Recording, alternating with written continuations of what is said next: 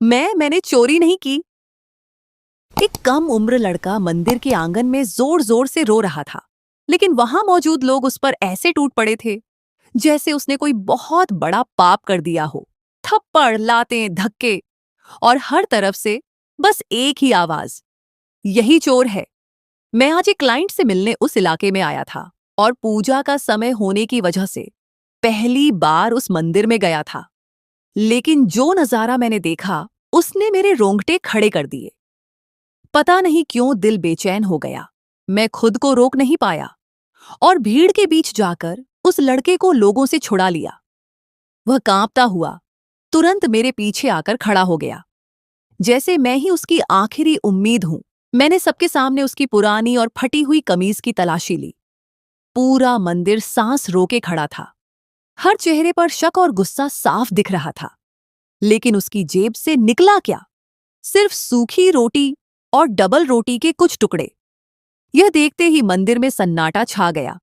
ये सबकी नजरें झुक गईं, मगर असली झटका अभी बाकी था।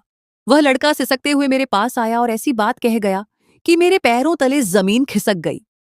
उसने रोते हुए कहा कि वह चोरी करने नहीं आया था, बल्कि अपनी बीमार मां के लिए भोग में बचा हुआ खाना मांगने आया था। और अगर आज कुछ लेकर नहीं गया तो उसकी मां शायद सुबह तक जिंदा नहीं बचेगी।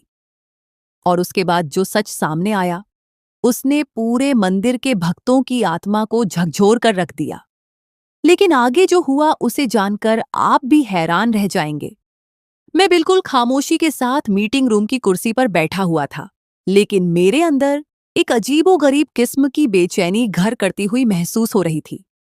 ये घबराहट मुझे अपने पूरे वजूद में महसूस हो रही थी। आज सुबह की बात करूं तो जब मैं अपने घर से निकल रहा था, तब भी मेरी मानसिक स्थिति कुछ ऐसी ही हो रही थी। मेरी पत्नी अंजलि ने कई बार मुझसे पूछा भी, आर्य, आखिर हुआ क्या है आपको? आप इस कदर परेशान क्यों लग रहे हैं? जबकि आज तो आपको एक महत्वपूर्ण क्लाइंट से मिलना है और पूरी संभावना है कि ये डील आपको मिल जाएगी। 90% चांस यही है कि ये डील आपकी होगी। फिर इस कदर तनाव लेने की क्या बात है? लेकिन सच तो ये था कि मेरे पास उसके किसी भी सवाल का जवाब मौजूद नहीं था। वह एक अजीब सी बेचैनी थी जो मुझे बार बार महसूस हो रही थी। मैंने सिर्फ ना में सिर हिला दिया था और खामोशी से उसके माथे पर प्यार करके घर से विदा हो गया था। अब मीटिंग रूम के इस औपचारिक माहौल में बैठकर भी मुझे वही निरंतर बेचैनी होती जा रही थी। कई बार तो क्लाइंट ने भी मुझसे बड़ी सहानुभूति से पूछा, अर्जुन सर, क्या आपकी तबीयत ठीक है? आप कुछ हद से ज्यादा परेशान दिखाई दे रहे हैं। हालांकि हम आपको ये डील देने के लिए पूर्णतः तैयार हैं। हमें आपके प्रोडक्ट्स और आपका काम बेहद पसंद आया है। जबकि इस सब के जवाब में मैं सिर्फ एक फीकी सी मुस्कुराहट ही दे पाया था। कुछ कहना तो दूर की बात, मैंने ढंग से उनका धन्यवाद तक नहीं किया था। कुछ देर में वहीं गुमसुम बैठा रहा था और फिर चुपचाप उनसे हाथ मिलाकर वहां से बाहर निकल आया था। मुझे इस बात का भली भांति ज्ञान था कि अगर यह बात सेठ जी यानी मेरे बॉस को मालूम हुई तो मुझे बहुत बातें सुनने को मिलेंगी। यह भी हो सकता है कि अगर ये डील उन लोगों ने हमें ना दी तो वह मुझे नौकरी से भी निकाल सकते हैं। मगर इस सब के बावजूद उस वक्त मुझे किसी भी चीज से कोई फर्क नहीं पड़ी डीएच रहा था।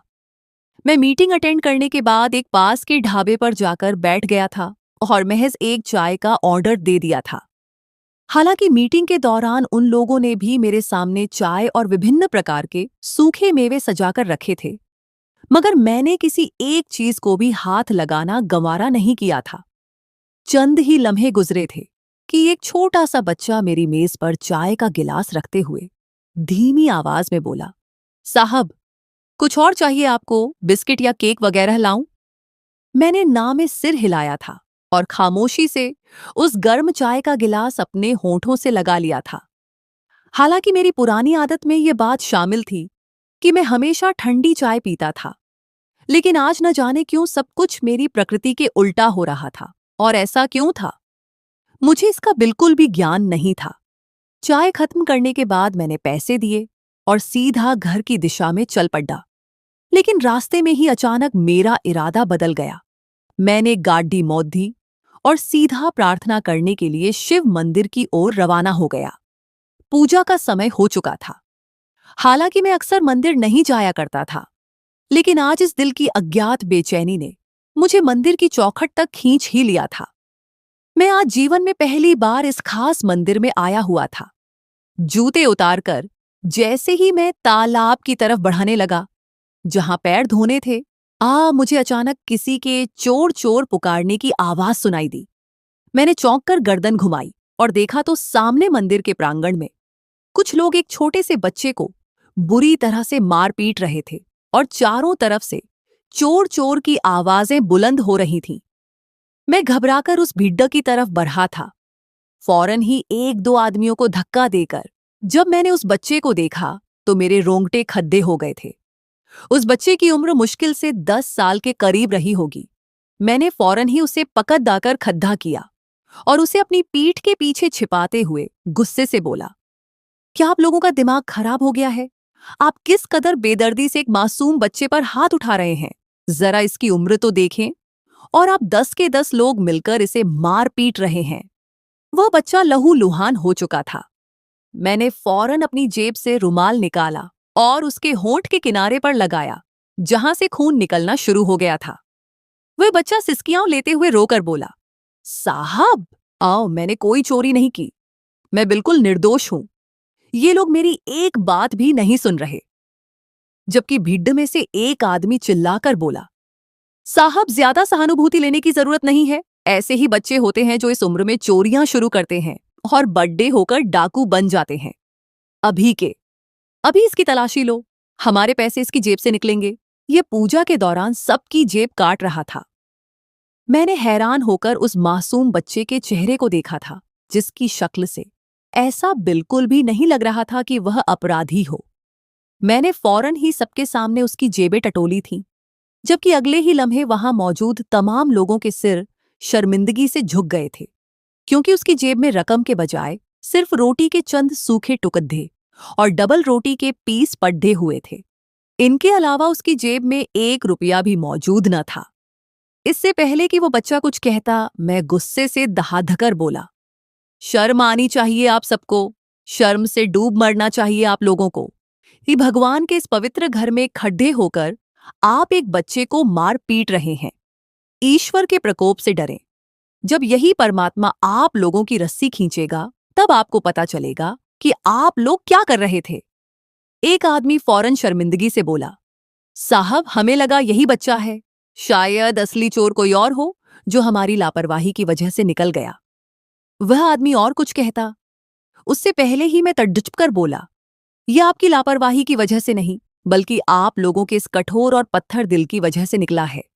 अगर वह बच्चा भी 10 साल का ही होता जो असली चोर था, तो क्या आप उसे भी इसी तरह मारते पीटते? चंद 100 या चंद हजार रुपयों के पीछे किसी की जान लेंगे? जाइए आप लोग यहां से, वरना मैं अभी पुलिस बुलाकर आप सबको जेल भिजवाऊंगा। मेरी ये सख्त बातें सुनकर वे सब बद्दबदाते हुए वहां से चले गए। मैंने मुद्दा कर उस बच्चे की तरफ देखा तो वह अपनी नम आंखों से निरंतर मुझे देख रहा था। मैं उससे कुछ कहता, उससे पहले ही वो मेरा हाथ थामते हुए बोला, भगवान आपको बहुत देगा, लेकिन मैं आपको कभी भी माफ नहीं करूंगा। इस दुनिया में कोई भी माफी के योग्य नहीं है। सब के सब सजा के हकदार हैं। यहां सब कसूरवार हैं। मैं ये सुनकर हैरान रह गया कि आखिर वह ऐसी कड़वी बात क्यों कर रहा है। हालांकि इस समय तो उसे मेरा एहसानमंद होना चाहिए था कि मैंने इतने लोगों के बीच खड्डे होकर उसे बचाया था, लेकिन वह उल्टा मुझे ही सुना रहा था। मैं कुछ जवाब देता, उससे पहले ही उस बच्चे ने मेरा हाथ झटका और मंदिर से बाहर की तरफ तेजी से भरा गया। लेकिन जाते हुए वह अपने रोटी के चंद टुकड़े और डबल रोटी के पीस उठाना नहीं भूला था। मैं उसे दूर जाता देख रहा था और न जाने क्यों मुझे अपना दिल पिसता हुआ महसूस हो रहा था। ऐसा लग रहा था जैसे कोई मेरा दिल मुट्ठी में भींच रहा हो। चंद लम्हे मैंने उसकी पीठ को देखा और फिर सिर झटक कर खामोशी से मंदिर के अंदर की ओर बढ़ा गया था। लेकिन मैं उस समय नहीं जानता था कि उस बच्चे की ये चंद बातें मेरा सुकून किस तरह नष्ट करने वाली हैं और मेरे जीवन में कितना बड़ा सच प्रकट होने वाला है। मैंने खामोशी से हाथ पांव धोए थे और मंदिर के प्रांगण में ही पूजा के लिए बैठ गया था।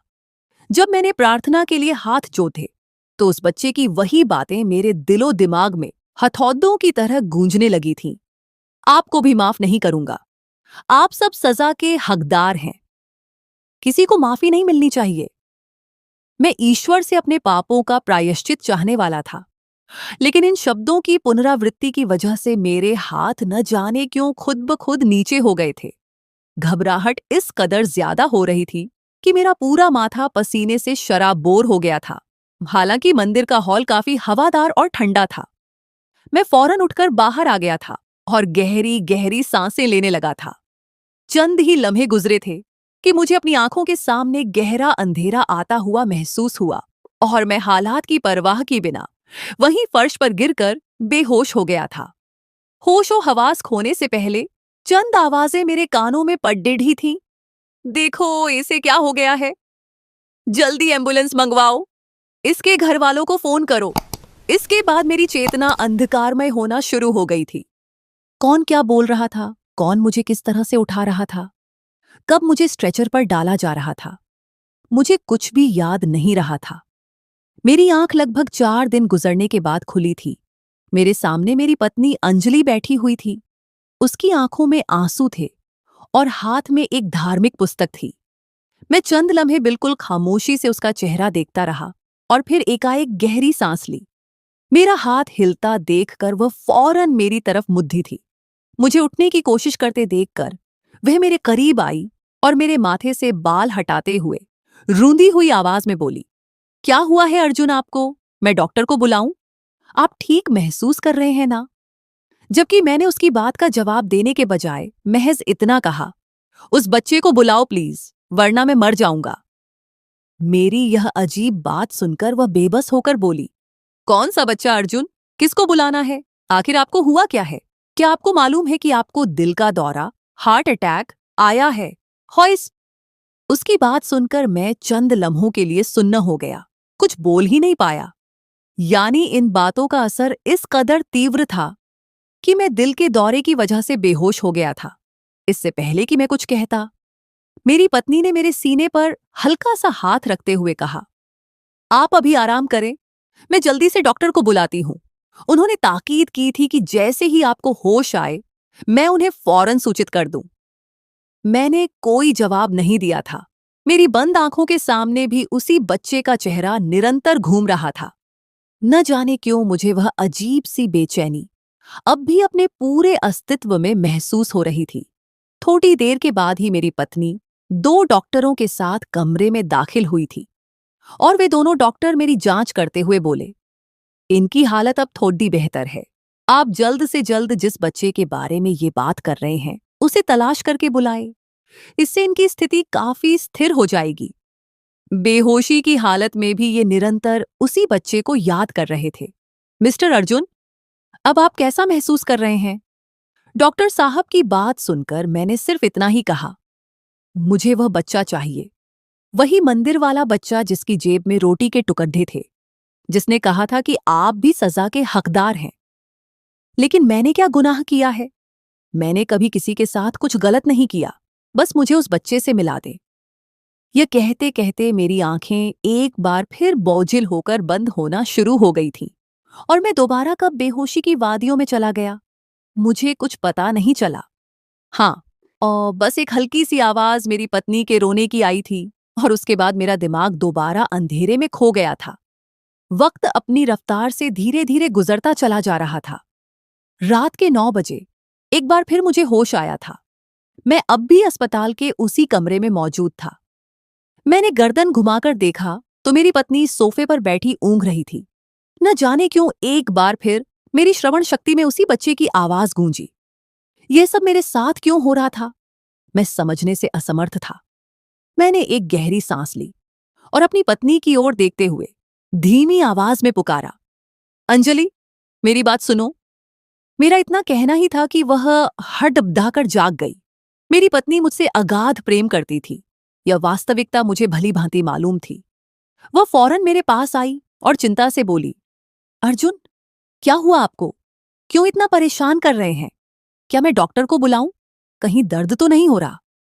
जबकि मैंने उसकी आंखों में झांकते हुए कहा, हस उस बच्चे को ला दो यार, मुझे बहुत घबराहट हो रही है। ऐसा लग रहा है मेरा दिल एक बार फिर से बंद हो रहा है। उस बच्चे की वह एक बात मेरा कलेजा चीर रही है। मैंने आखिर ऐसा कौन सा पाप कर दिया है जो वह मुझे यह बोलकर गया है कि आपको भी सजा मिलेगी, कि कोई भी माफी का हकदार नहीं है। आखिर ऐसा क्यों है? मेरी बात सुनकर अंजलि चिढ़कर बोली, भाड्य में गया वह बच्चा। आखिर हुआ क्या है आपको? आप किससे मिलकर आए हैं? आप एक बार मुझे उसका नाम या पता बताइए। मैं उस बच्चे को खुद पकड़ धाच कर लाऊंगी और उसे खूब मारूंगी। अपनी पत्नी की यह बात सुनकर मैंने फौरन उसे डांटने वाले अंदाज में कहा, खामोश हो जाओ। क्या हो गया है तुम्हें? ऐसी फालतू बातें मत करो। डॉक्टर से पूछो कि मुझे कब तक डिस्चार्ज मिल जाएगा। मुझे उसी मंदिर में वापस जाना है। मुझे पक्का यकीन है कि वह बच्चा दोबारा मुझे वहीं पर मिलेगा। मेरी बात सुनकर मेरी पत्नी ने समझाते हुए कहा, अर्जुन, अभी कुछ दिन आपको यहीं रहना पड़ेगा। डॉक्टर ने अभी आपको छुट्टी देने को नहीं कहा है। इसके बाद मैं खामोश हो गया था। मैं खुद भी जानता था कि मेरी शारीरिक स्थिति फिलहाल ऐसी नहीं है कि मुझे छुट्टी मिल सके। मेरी उम्र महज 30 साल थी और इतनी कम उम्र में हार्ट अटैक होना कोई सामान्य बात नहीं थी। मुझे मालूम था कि अब मेरे रिश्तेदारों का आना जाना शुरू हो जाएगा। सब यकीनन मेरे होश में आने का ही इंतजार कर रहे थे और बिल्कुल मेरी उम्मीद के मुताबिक अगले दिन से ही माताजी, पिताजी, मेरे सास ससुर, मेरे साले, मेरे सगे भाई और उनके बच्चे गरज की सभी मेरी खैरियत पूछने अस्पताल आ रहे थे। इतने सारे अपनों की मौजूदगी के बावजूद मुझे उस एक अज्ञात बच्चे की बेहद कमी महसूस हो रही थी।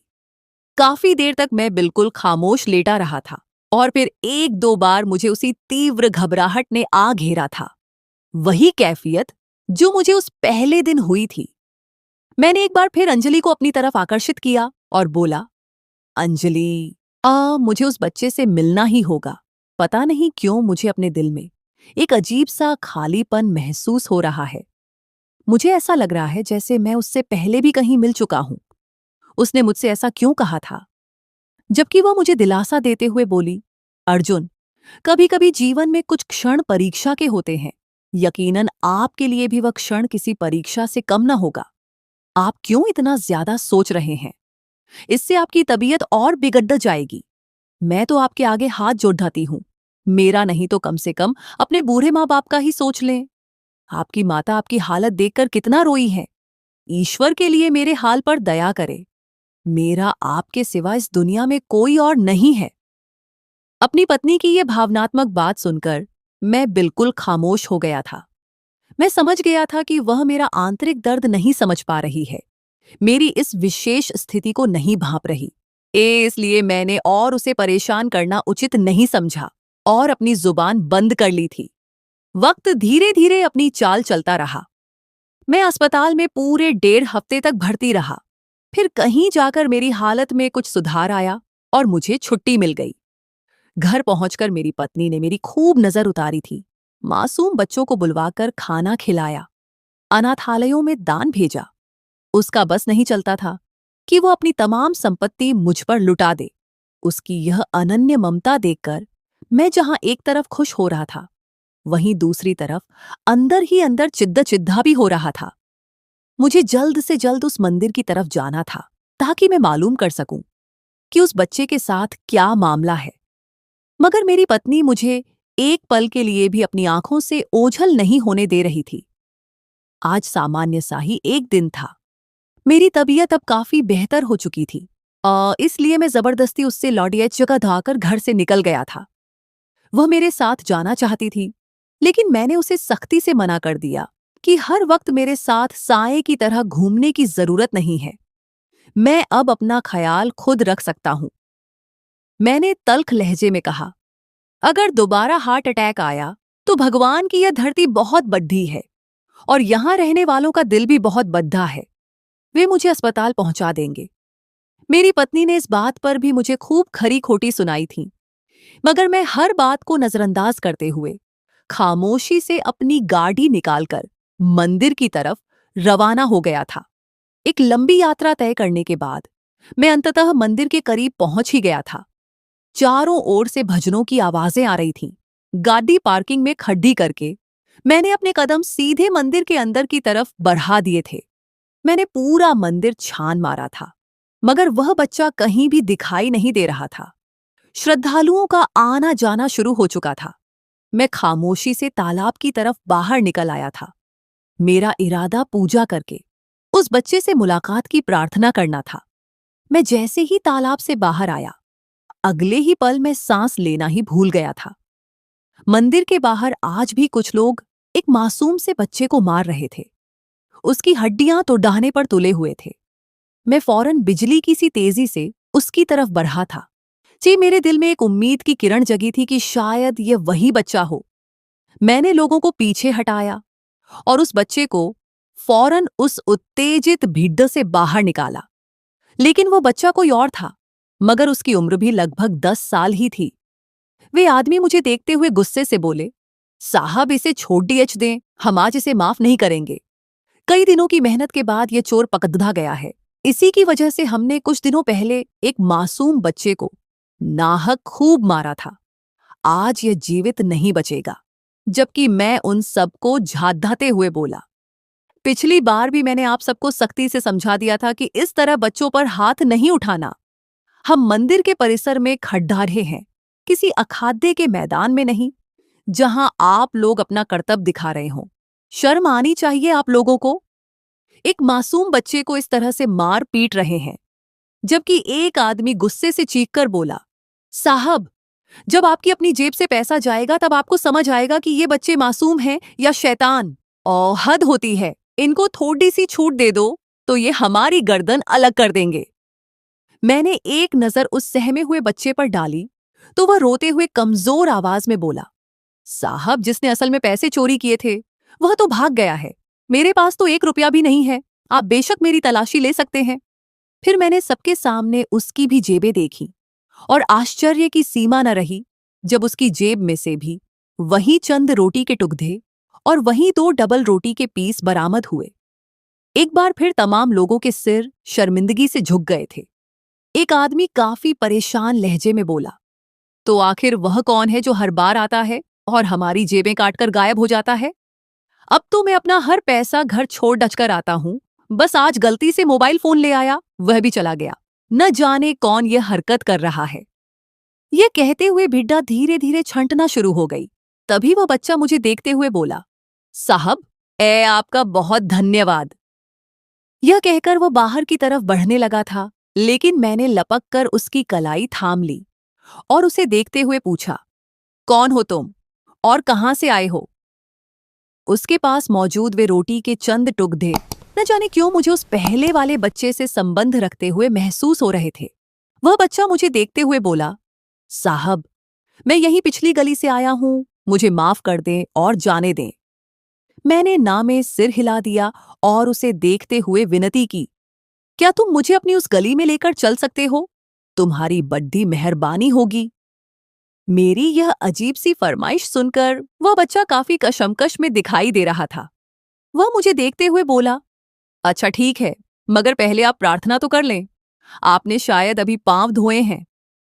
उसकी बात सुनकर मैंने एक निगाह मंदिर पर डाली और उसे देखते हुए ताकीद की, देखो, तुम भागना नहीं, प्लीज मेरे साथ चलो। मेरी तबीयत ठीक नहीं है। मुझे किसी बहुत जरूरी व्यक्ति से मिलना है और मुझे यकीन है कि वह व्यक्ति तुम्हारी गली का ही रहने वाला है। एक बार मेरी यह फरियाद सुन लो। जबकि उस बच्चे ने खामोशी से सिर्फ सिर हाम में हिला दिया और मेरे साथ वहीं रुक गया। मेरा पूरा वजूद अंदर से कांप रहा था। बार बार मेरी नजर उस बच्चे पर जा रही थी। मुझे बस एक ही डर था कि कहीं यह भी मौका पाकर भाग न जाए। और कहते हैं ना कि जिस बात का डर हो वह हकीकत बनकर सामने आ ही जाती है। मैं जैसे ही पूजा की नीयत से चंद लम्हों के लिए मुद्दा, वह बच्चा मेरे बराबर में मौजूद नहीं था। मैंने पीढ़ा से अपनी आंखें बंद कर ली थीं। पूजा से फारिग होने के बाद मैंने पूरे मंदिर में नजरें दौड़ाई थी, मगर वह बच्चा कहीं भी नहीं मिला। मेरी आंखों में पानी भर आया था। मुझे इस कदर तकलीफ हो रही थी जिसकी कोई सीमा नहीं थी। ऐसा महसूस होता था जैसे अगर आज मैं उस बच्चे से न मिल पाया तो मैं मर जाऊंगा। मेरी ऐसी हालत क्यों हो रही थी? मैं खुद भी उससे अनभिजा था। चंद लम्हों के बाद मैं बोझिल कदमों से उठा और खामोशी से बाहर की तरफ बढ़ा गया। आज मैंने भी ईश्वर से कोई प्रार्थना नहीं मांगी थी। मैं जैसे ही मंदिर के मुख्य द्वार से बाहर आया, मेरी नजर बेबस होकर वहीं सीढ़ियों पर बैठे उसी बच्चे पर पड़ी थी और अगले ही पल मैं जैसे सांस लेना ही भूल गया था। वह भागा नहीं था, बल्कि वह वहीं बैठा मेरा इंतजार कर रहा था। मैं फौरन लपक कर उसकी तरफ बढ़ा तो वह मुझे देखते हुए बोला, साहब मैं कितनी देर से यहाँ बैठा आपका इंतजार कर रहा हूँ, अब चले ना, हमें पहले ही देर हो रही है। मैंने थोड़ा नाराजगी से उसे देखते हुए कहा, तुमने बीच में मेरा साथ क्यों छोड़ डाच दिया था? यह क्या तरीका है? जबकि वह एक गहरी नजर मुझ पर डालकर सपाट लहजे में बोला, साहब मैं पूजा नहीं करता। मैंने फौरन आश्चर्य से पूछा, लेकिन क्यों? चंद लम्हे वह बिल्कुल खामोश रहा और फिर मुझे देखते हुए बोला, साहब आप मुझे जज तो नहीं करेंगे? उस बच्चे की शक्ल व सूरत और उसके फटे पुराने कपड़ों से साफ जाहिर था कि वह पढ़ा लिखा नहीं है। मगर उसका यह वाक्य सुनकर मैं बोला, नहीं मेरे बच्चे, मैं तुम्हें बिल्कुल जज नहीं करूंगा, बोलो क्या बात है? उसने एक लंबी और गहरी सांस ली और मुझे देखते हुए बोला, साहब मुझे भगवान पर विश्वास नहीं रहा। मैं कितने सालों से उससे दुआएं मांग रहा हूं, लेकिन आज तक मेरी एक भी दुआ कबूल नहीं हुई, तो फिर मैं क्यों उस पर विश्वास रखूं? उसकी ये दो टूक बात सुनकर चंद लम्हे तो मैं कुछ बोल ही नहीं पाया था। अक्सर मेरे साथ भी तो ऐसा ही होता था। मैं कई सालों से भगवान से प्रार्थना कर रहा था कि मेरी विदेश में कोई अच्छी नौकरी लग जाए, लेकिन मेरी दुआ भी अब तक कबूल नहीं हुई थी। मगर मैंने कभी भी ईश्वर के सिवा किसी और पर विश्वास नहीं रखा था। वह मुझे देखते हुए दोबारा बोला, आ जाई, मैं आपको अपनी गली लेकर चलता हूं, लेकिन एक बात सुन ले, मैं आपको सिर्फ गली के दरवाजे तक छोड़कर चला जाऊंगा। आगे का रास्ता आपको अकेले ही पार करना होगा। कहीं मुझ पर कोई इल्जाम न आ जाए। मैंने उसका छोटा सा हाथ थाम लिया और खामोशी से उसके साथ गली की तरफ बढ़ गया। एक संक्षिप्त सी दूरी तय करने के बाद वह मुझे एक पुरानी गली के दरवाजे के पास ले आया और मुझे देखते हुए बोला, साहब आपको जिससे भी मिलना है वह आपको इस गली के अंदर मिल जाएगा। अगर मैं आपको अंदर लेकर गया तो मेरा नाम आ जाएगा। मैंने एक कृतज्ञ नजर उस बच्चे पर डाली और उसका हाथ छोड़ दिया था। उसने वाकई मेरी बहुत बद्धी मदद कर दी थी। मैं ईश्वर का नाम लेकर गली के अंदर दाखिल हो गया।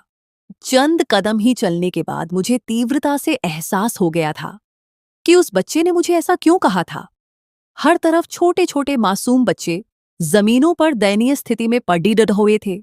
गली में जगह जगह छोटे छोटे कच्चे और जर्जर कमरे थे।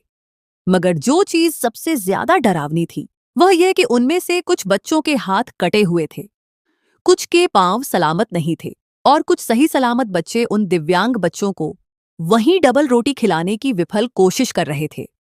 अचानक ही मेरी नजर उसी पहले बच्चे पर पड़ी जिससे मेरी पहली बार मुलाकात हुई थी और मैं बेबस होकर उसकी तरफ बढ़ा और उसे देखते हुए पुकारा, अरे छोटे, मेरी बात तो सुनो। वह जैसे ही मेरी तरफ पलटा, लम्हे भर के लिए ऐसा लगा जैसे उसकी सांसें रुक गई हों। मैं फौरन उसके करीब पहुंचा और उसे देखते हुए पूछा, तुम यहां क्यों रहते हो? जबकि वह सकपकाकर मेरा हाथ थाम चुका था। उसने घबराहट में चारों तरफ आगे पीछे देखा और फिर मुझे खींचते हुए गली से बाहर ले गया। मैं उसकी इस अचानक घबराहट पर हैरान था कि आखिर उसे क्या हो गया है। वह मुझे गली से बाहर लाते हुए हांफती आवाज में बोला, साहब आप यहां कैसे पहुंच गए और आखिर आपको यहां लाया कौन है? जबकि मैंने उसे गंभीरता से देखते हुए कहा, जिसने मंजिल पानी होती है वह किसी न किसी तरह वहां पहुंच ही जाता है। अब तुम मुझे यह बताओ कि तुम यहां इस हाल में क्यों रहते हो? तुम्हारा असली घर कहाँ है? मेरी ये बातें सुनकर उसे जैसे सांप सूंघ गया हो। उसे इस तरह खामोश देखकर मैं तड़िप कर बोला, भगवान के लिए मुझे सब सच बता दो। मैं तुम्हारे आगे हाथ जोड़ता हूं। तुम्हारी उन बातों की वजह से मुझे हार्ट अटैक आ गया था। अब तो बताओ कि यह सब क्या माजरा है? ये बच्चे कौन हैं जिनके हाथ पांव कटे हुए हैं और तुम यहां क्या कर रहे हो? मेरी तड़प देखकर वह बच्चा चंद लम्हों के बाद टूटे हुए लहजे में बोला, साहब हम सब यहां भीख मांगते हैं और हम में से कुछ बच्चे चोरी चकारी करते हैं ताकि हमें भीख न मांगनी पड़े। और जो बच्चे चोरी करते हैं उनकी वजह से अक्सर कोई दूसरा बेगुनाह बच्चा पकड़ा जाता है और फिर उसे भिड्डों में सब मारते पीटते हैं। हमें हर हाल में शाम तक अपने मालिक को 500 रुपये कमाकर देने ही होते हैं। उसकी ये होश उड़ा देने वाली बात सुनकर मैं फौरन बोला, कौन है तुम्हारा मालिक? और तुम असल में कौन हो? तुम्हारा परिवार कहाँ रहता है?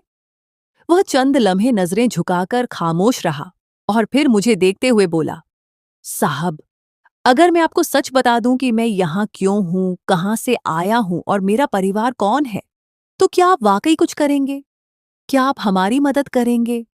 क्या आप हमें इस नरक से मुक्ति दिलाएंगे? क्या आप हमें किसी सुरक्षित स्थान तक पहुंचाएंगे? मैंने उसकी आंखों में आंखें डालकर पूरे विश्वास से कहा, हाँ, मैं जरूर पहुंचाऊंगा तुम सबको। मैं मर जाऊंगा लेकिन तुम सबको न्याय दिलाकर रहूंगा। मुझे अब और कोई सजा नहीं भुगतनी। अरे मुझे तुम सबको आजाद कराना है। वह बच्चा मुझे देखते हुए दुख भरे लहजे में बोला, साहब, इस गली के अंदर मौजूद हर बच्चा अगवा किया गया है। कुछ दूसरे शहरों से लाए गए हैं, कुछ इसी इलाके के हैं और कुछ तो दूसरे देशों से लाए गए हैं। हमारा मालिक इन अपहरणकर्ताओं से बच्चे खरीदता है और फिर सारी जिंदगी उनसे यही गंदा धंधा करवाता है। हम सबका यही भाग्य बन चुका है। क्या अब भी आप हमारी मदद करेंगे? आपको मालूम है कि इससे पहले जिसने भी हमारी मदद करने की कोशिश की है, उसे हमारे मालिक ने धन के बल पर खरीद लिया है और फिर वह व्यक्ति हमें इसी हाल में छोड़कर चला गया है। मुझे पक्का यकीन था कि जब आप भी हमारे लिए खद्दहाचे होंगे, तब आपको भी हमारा मालिक खरीद लेगा और फिर आप भी दूसरों की तरह हमें छोड़कर चले जाएंगे। इसलिए बेहतर है कि आप यहां से अभी लौट जाए, वरना आपके लिए बहुत बड़ी मुश्किल खड़ी हो जाएगी। उस बच्चे की ये बातें सुनकर मेरी आंखों में आंसू आ गए। मैंने बद्दे प्यार से उसके सिर पर हाथ रखा।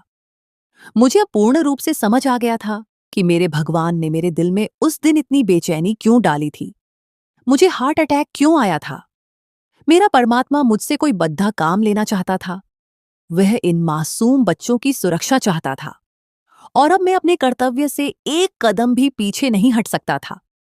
मैंने फौरन वहीं खड़ी होकर पुलिस को फोन किया था और थोड़ी ही देर में वहां भारी बल के साथ छापेमारी करवाई थी। मेरे इस समय पर उठाए गए कदम से कई मासूम बच्चे बरामद हुए और उन्हें सुरक्षित स्थान यानी आश्रम पहुंचा दिया गया था। वे बच्चे जो दूसरे देशों से लाए गए थे, उन्हें उनके वतन वापस भेजने के प्रबंध किए गए। कुछ बच्चों की पहचान हो गई थी, जिन्हें उनके बिछड़े हुए माँ बाप रोते हुए अपने साथ ले गए थे। लेकिन अफसोस कि कुछ ऐसे बच्चे भी थे जो दिव्यांग हो चुके थे और उनके माँ बाप ने उनसे कोई संपर्क नहीं किया था। मेरे पास इतनी संपत्ति तो नहीं थी कि मैं इन तमाम बच्चों को अपने पास रख सकता, लेकिन मेरी बिसात में जितना हो सका था, मैंने उनके लिए किया। मैंने उस एक विशेष बच्चे को कानूनी रूप से गोद ले लिया था, जिसका नाम आकाश था। अब वह मेरा बेटा है। मेरी पत्नी अंजलि ने शुरू में थोड़ा विरोध जताया था, लेकिन मेरे समझाने पर वह खुशी खुशी राजी हो गई थी। वाकई भगवान अपने हर बंदे से जीवन में कोई ना कोई बद्धा काम जरूर लेता है और मैं आज खुद को बेहद सौभाग्यशाली इंसान मानता हूं कि उस परमात्मा ने मुझ जैसे सामान्य व्यक्ति से इतना महान कार्य लिया। आकाश को घर लाए हुए अब 2 महीने बीत चुके थे। मेरा जीवन स्पष्ट रूप से शांत हो चुका था, लेकिन आकाश की खामोशी अब भी एक बंद किताब की तरह थी, जिसे मैं पढ़ने में असमर्थ था। वह अक्सर आधी रात को चीख मारकर उठ बैठता और हाँफते हुए अपने कटे हुए होंठ के निशान को सहलाने लगता। अंजलि ने उसे मां जैसी ममता तो दी, लेकिन एक डर था जो आकाश की आंखों से नहीं जा रहा था। एक शाम जब हम आंगन में बैठे थे, घर के बाहर एक काली गाड़ी आकर रुकी। उसमें से एक प्रभावशाली लेकिन गंभीर व्यक्ति निकला। उसका नाम विक्रम सिंह था, जो शहर का एक माना हुआ क्राइम रिपोर्टर था। उसके पास कुछ ऐसे दस्तावेज थे जो इस पूरे घटनाक्रम को एक नया मौद्दा देने वाले थे। विक्रम ने मेरे सामने कुछ तस्वीरें रखीं और दबी आवाज में बोला, अर्जुन साहब, आपको लगता है कि वह मालिक जिसने इन बच्चों को कैद किया था, वह सलाखों के पीछे चला गया तो सब खत्म हो गया? आप गलती पर हैं। वह तो महज एक मोहरा था इस पूरे गिरोह का। असली सरगना कोई और है, जिसका नाम बाबा साईं है, और वह अब आपके पीछे है। मेरी रीढ़ की हड्डी में सनसनाहट दौड़ गई। विक्रम ने बताया कि आकाश महज एक साधारण बच्चा नहीं है, बल्कि वह इस गिरोह के खिलाफ सबसे बड़ा गवाह है, क्योंकि उसने बाबा साईं का असली चेहरा देखा हुआ है। उसी रात आकाश ने पहली बार अपनी जुबान खोली। उसने बताया कि उसे किसी पार्क से अगवा नहीं किया गया था, बल्कि उसे उसके अपने ही चाचा कमल ने बेचा था। कमल मेरी ही कंपनी में एक साधारण क्लर्क के रूप में काम करता था, जिसे मैंने खुद नौकरी दिलवाई थी। ये खुलासा मेरे लिए किसी हार्ट अटैक से कम नहीं था। पापा, चाचा कमल ने मुझसे कहा था कि वह मुझे मेला दिखाने ले जा रहे हैं, लेकिन वह मुझे उस गंदी गली में छोड़ ना आए।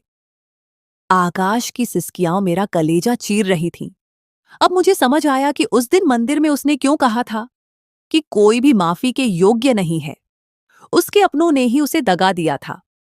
कुछ ही दिनों बाद जब मैं ऑफिस से घर लौट रहा था, कुछ गुंडों ने मेरी गाड़ी का रास्ता रोका। उनका लीडर कोई और नहीं, कमल ही था। उसकी आंखों में अब वह विनम्रता नहीं थी जो ऑफिस में नजर आती थी, बल्कि एक क्रूर चमक थी। अर्जुन भाई, वह बच्चा हमें वापस कर दें, वरना आपके साथ साथ अंजलि भाभी की जिंदगी भी दांव पर लग जाएगी। बाबा साईं को वह बच्चा हर हाल में चाहिए, क्योंकि वह उनके खिलाफ अदालत में गवाही दे सकता है। मैंने गुस्से से दहाड़ कहा, कमल, तुम जैसे सांप को मैंने दूध पिलाया। आकाश अब मेरा बेटा है, और एक पिता अपने बेटे की ढाल बनना जानता है। मामला अब अदालत तक पहुंच चुका था। विक्रम सिंह और मैंने मिलकर बाबा साईं के खिलाफ तमाम सबूत जुटाए। मीटिंग रूम में जो बेचैनी मुझे पहले महसूस होती थी, अब वह एक संकल्प में बदल चुकी थी। अदालत के कटघरे में जब आकाश खदाया हुआ तो पूरे हॉल में सन्नाटा छा गया। बाबा साईं के वकील ने आकाश को डराने की बहुत कोशिश की, लेकिन तभी एक नई पात्र, इंस्पेक्टर मीरा, कोर्ट रूम में दाखिल हुई। उनके हाथ में एक डिजिटल डिवाइस थी, जिसमें बाबा साईं और कमल की वह बातचीत रिकॉर्ड थी, जिसमें वे बच्चों की तस्करी का सौदा कर रहे थे। यह सबूत विक्रम ने अपनी जान पर खेलकर हासिल किया था। बाबा साईं और कमल को उम्र कैद की सजा सुनाई गई। कई महीनों की व्याकुलता के बाद आज मैं दोबारा उसी शिव मंदिर में खद्दा था। मेरी एक तरफ अंजलि थी और दूसरी तरफ मेरा बेटा आकाश। अब उसकी जेब में सूखी रोटी के टुकड़े नहीं थे, बल्कि चॉकलेट और खिलौने थे। आकाश ने मंदिर की सीढ़ियों पर बैठकर आसमान की तरफ देखा और मुस्कुराकर कहा, पापा, अब मुझे भगवान से कोई शिकायत नहीं है। उसने मुझसे मेरा घर छीना ताकि वह मुझे आप जैसे माता पिता दे सके। मेरी आंखों से खुशी के आंसू छलक पड़े, और वह अज्ञात बेचैनी जो सालों से मेरा पीछा कर रही थी, हमेशा के लिए दम तोड़ गई। बाबा साईं के जेल जाने के कुछ हफ्तों बाद हमारे घर के सामने वाले खाली बंगले में एक नई पड्ड हौसन आई। उसका नाम माया था। वह देखने में बहुत सभ्य और सहानुभूतिपूर्ण महिला लगती थी, जिसने आते ही अंजलि से दोस्ती कर ली। माया अक्सर आकाश के लिए घर के बने हुए व्यंजन लाती, लेकिन मैंने महसूस किया कि जब भी माया करीब होती, आकाश सहमा सहमा रहता था। एक रात मैंने देखा कि आकाश अपने कमरे की खिड़की से बाहर माया के बंगले की तरफ टकटकी बांधे देख रहा है। उसकी आंखों में वही पुराना डर था। क्या बात है आकाश, तुम माया आंटी से डरते क्यों हो? अब मैंने उसके सिर पर हाथ रखते हुए पूछा। आकाश की आवाज कांप रही थी। पापा, वह वही है, काली बिल्ली। मेरे कदमों तले से जमीन निकल गई। काली बिल्ली इस गिरोह की वह गुप्त सदस्य थी जो अगवा किए गए बच्चों का वर्गीकरण करती थी और उन्हें विभिन्न शहरों में सप्लाई करती थी। पुलिस रिकॉर्ड में उसका उल्लेख तो था, लेकिन किसी ने उसे देखा नहीं था। अगले ही दिन अंजलि की तबीयत अचानक बिगड़ाज गई। उसे वैसी ही घबराहट हो रही थी जैसी मुझे मंदिर वाले दिन हुई थी। डॉक्टरों ने इसे स्लो पॉइजनिंग, धीमा जहर करार दिया, जो कि भोजन के माध्यम से उसके शरीर में प्रवेश कर रहा था। मुझे फौरन माया के लाए हुए खाने पर संदेह हुआ। मैंने विक्रम सिंह को फोन किया, लेकिन उसका नंबर बंद जा रहा था। तभी मुझे एहसास हुआ कि मैं एक बहुत बड़े जाल में फंस चुका हूं। माया वास्तव में बाबा साईं की बेटी थी, जो अपने पिता की गिरफ्तारी का बदला लेने और आकाश को खामोश करवाने आई थी। सनसनीखेज खुलासा, अर्जुन का अपना अतीत। जब मैं माया के घर जबरदस्ती दाखिल हुआ तो वहां का दृश्य देखकर मेरे होश उड्डू एज गए। दीवार पर मेरी पुरानी तस्वीरें लगी हुई थीं, लेकिन वे मेरी जवानी की नहीं बल्कि बचपन की थीं। एक पुरानी फाइल खुली पड्डैची थी जिस पर लिखा था, प्रोजेक्ट 1996, लापता बच्चा नंबर 402। माया वहां प्रकट हुई और एक दुष्ट मुस्कुराहट के साथ बोली, अर्जुन, तुम्हें क्या लगा कि तुम इन बच्चों को बचा रहे हो? तुम तो खुद इसी गली की पैदावार हो। तुम भूल गए कि 30 साल पहले तुम्हें इसी मंदिर की सीढ़ियों से एक अमीर जोधे ने गोद लिया था। तुम्हारे असली माता पिता आज भी उसी झुग्गी बस्ती में एड्डियां रगधा कर मर गए, क्योंकि बाबा साईं ने उन्हें तुम्हारी कीमत दी थी। यह सच मेरे लिए हार्ट अटैक से भी बद्धा सदमा था। मैं जिस व्यवस्था से लड़दौच रहा था, मैं खुद कभी उसी का हिस्सा रह चुका था, मगर मेरी याददाश्त धुंधला गई थी। अंतिम संघर्ष, मंदिर का तालाब और सच्चाई। माया ने आकाश को अगवा करके दोबारा उसी पुराने मंदिर के पिछले हिस्से में बुला लिया जहां तालाब था। वह चाहती थी कि मैं आकाश के बदले बाबा साईं की रिहाई के कागजों पर हस्ताक्षर करूं। मैं वहां पहुंचा, लेकिन इस बार मैं अकेला नहीं था। मैंने पुलिस के बजाय इंस्पेक्टर मीरा और उन बच्चों की एक पूरी टीम को साथ लिया था जिन्हें मैंने आजाद करवाया था। उन बच्चों को उस गली के चप्पे चप्पे और गुप्त रास्तों का ज्ञान था। जब माया ने आकाश पर खंजर ताना तो अंधेरे से एक पत्थर आकर उसके हाथ पर लगा। ये वही छोटा बच्चा था जिसने मुझे आकाश की गली का रास्ता दिखाया था। देखते ही देखते दर्जनों बच्चों ने माया और उसके गुंडों को घेर लिया। ये उन मासूमों की ताकत थी जिन्हें अब मरने का डर नहीं था। माया गिरफ्तार हो चुकी थी और अंजलि अस्पताल में खतरे से बाहर थी, लेकिन उस रात ने मुझे बदल दिया था। मुझे पता चल चुका था कि मेरी रगों में भी वही खून है जो उन गली के बच्चों में है। मैंने अपनी तमाम जायदाद बेचकर उसी मंदिर के करीब एक बहुत बड़ा आशा सेंटर खोल लिया। अब मैं सिर्फ आकाश का पिता नहीं था, बल्कि उन सैकड़ों बच्चों का अर्जुन सर था जिन्हें समाज चोर कहकर पुकारता था। आज मैं मीटिंग रूम में नहीं, बल्कि एक खुले मैदान में इन बच्चों के साथ बैठकर ठंडी चाय पीता हूं, और अब मेरे दिल में कोई बेचैनी नहीं होती, क्योंकि अब मुझे पता है कि भगवान ने मुझे बचपन में वहां से निकाला ही इसलिए था ताकि मैं बड्ढा होकर बाकियों को निकाल सकूं। मैं समझ रहा था कि बाबा साईं और माया के पकड़े जाने से सब ठीक हो जाएगा, लेकिन जब मैं आशा सेंटर के निर्माण के लिए अपनी कंपनी से इस्तीफा देने गया तो वहां एक ऐसी हकीकत मेरा इंतजार कर रही थी जिसने मेरे पैरों तले से जमीन निकाल दी। ऑफिस के केबिन में मेरे बॉस, जिन्हें मैं बरसों से सेठ जी कहकर पुकारता था, खामोशी से खिड़की के बाहर देख रहे थे। उन्होंने मेरी तरफ मुद्दा कर एक फाइल उछाली। ये वही डील थी जिसके लिए मैं उस दिन मीटिंग रूम में बेचैन बैठा था। अर्जुन, तुम्हें क्या लगा कि वह डील तुम्हें तुम्हारी काबिलियत पर मिल रही थी? सेठ जी की आवाज में एक अजीब सी खनक थी। वह डील वास्तव में उन बच्चों की तस्करी के लिए फंड्स छिपाने का एक जरिया थी। और सबसे बड़ा सच सुनो, मैं ही वह व्यक्ति हूं जिसने 30 साल पहले बाबा साईं को तुम्हारा सौदा करने का आदेश दिया था। मैं ही तुम्हारा असली अपहरणकर्ता हूं। मेरा सांस रुकने लगा। वह व्यक्ति जिसे मैं अपना संरक्षक मानता था, जिसने मुझे नौकरी दी, दे वही मेरे जीवन की तमाम बर्बादियों की जड्डाजडीएच था। उन्होंने मुझे अपने पास इसलिए रखा था ताकि वे मुझ पर नजर रख सकें और समय आने पर मुझे मोहरे के रूप में इस्तेमाल कर सकें। सेठ जी ने खुलासा किया कि उन्होंने अंजलि और आकाश को अगवा करके उसी पुराने मंदिर के गुप्त तहखाने में स्थानांतरित कर दिया है, जहां से यह सारा गंदा धंधा शुरू हुआ था। अगर तुम चाहते हो कि वे जीवित रहें, तो पुलिस को दिए गए तमाम सबूत वापस लो और शहर छोड़ दो, उन्होंने धमकी दी। मैं खामोशी से मंदिर पहुंचा। रात का पिछला पहर था और बादल गरज रहे थे। मंदिर का वही तालाब जहां मैंने पहली बार पांव धोए थे, आज लहू के रंग जैसा नजर आ रहा था। जैसे ही मैं अंदर दाखिल हुआ, सेठ जी के सशस्त्र आदमियों ने मुझे घेर लिया। कहाँ हैं वे? मैंने दहाड़-दाकर पूछा। अंधेरे से सेठ जी प्रकट हुए। उनके हाथ में पिस्तौल थी। वे यहां हैं अर्जुन। लेकिन तुम अब उन्हें कभी नहीं देख पाओगे। तभी एक चमत्कार हुआ।